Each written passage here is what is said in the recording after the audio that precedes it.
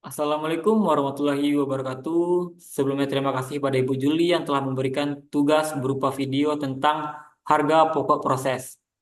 Perkenalkan, saya Baiki Hakim dengan NIM 23351017. Sini saya akan membahas lebih lanjut tentang harga pokok proses. Harga pokok proses adalah metode penentuan biaya produksi yang digunakan ketika perusahaan menghasilkan produk dalam jumlah besar dengan proses produksi yang berkelanjutan dan seragam. Biaya produksi dikumpulkan berdasarkan proses atau departemen, bukan berdasarkan pesanan tertentu. Tujuannya adalah untuk menghitung biaya rata-rata per unit produk yang dihasilkan selama periode tertentu. Selanjutnya, karakteristik metode harga pokok proses. Yang pertama yaitu produksi berlangsung terus-menerus dari satu proses ke proses berikutnya. Kedua, produk yang dihasilkan bersifat homogen atau seragam bentuk dan kualitas. Ketiga, biaya produksi dikumpulkan berdasarkan setiap departemen. Keempat, harga pokok per unit dihitung dari rata-rata biaya total dibagi jumlah unit. Kelima, setiap departemen memiliki laporan biaya sendiri. Yang keenam, yaitu produk dari satu proses sering menjadi bahan baku bagi proses berikutnya. Yang ketujuh, cocok untuk produksi massal berskala besar.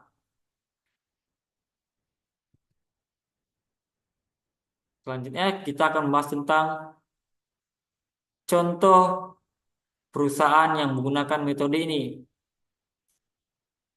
Metode harga pokok proses digunakan oleh perusahaan dengan proses produksi berkesinambungan dan produk seragam. Contoh industrinya seperti industri semen, industri kimia dan minyak bumi, industri tekstil, industri makanan dan minuman, lalu ada industri sabun dan kosmetik. Pada jenis industri ini, biaya per unit tidak bisa ditelusuri langsung sehingga digunakan rata-rata biaya proses. Selanjutnya, komponen biaya dalam harga pokok proses. Biaya bahan baku langsung atau BBL, yaitu bahan utama dalam proses produksi. Yang kedua ada biaya tenaga kerja langsung atau BTKL, upah kerja langsung di proses produksi. Yang ketiga, biaya overhead pabrik atau BOP. Biaya ini tidak langsung seperti listrik, penyusutan mesin, bahan pembantu, dan gaji mandor. Ketiga elemen ini dikumpulkan di setiap proses lalu dirata-ratakan untuk menghitung biaya per unit. Selanjutnya, cara perhitungan harga pokok proses. Langkah-langkah pada umumnya itu pertama, mengumpulkan biaya produksi mulai dari BBL, BTKL, hingga BOP per proses. Yang kedua, menentukan jumlah unit selesai dan unit dalam proses akhir. Yang ketiga, menghitung unit ekuivalen. Yang keempat, menentukan biaya per unit ekuivalen. Yang kelima, mengalokasikan biaya produksi selesai dan produk dalam proses akhir.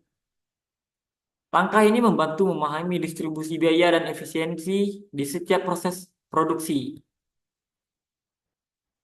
Selanjutnya, rumus dan contoh perhitungan.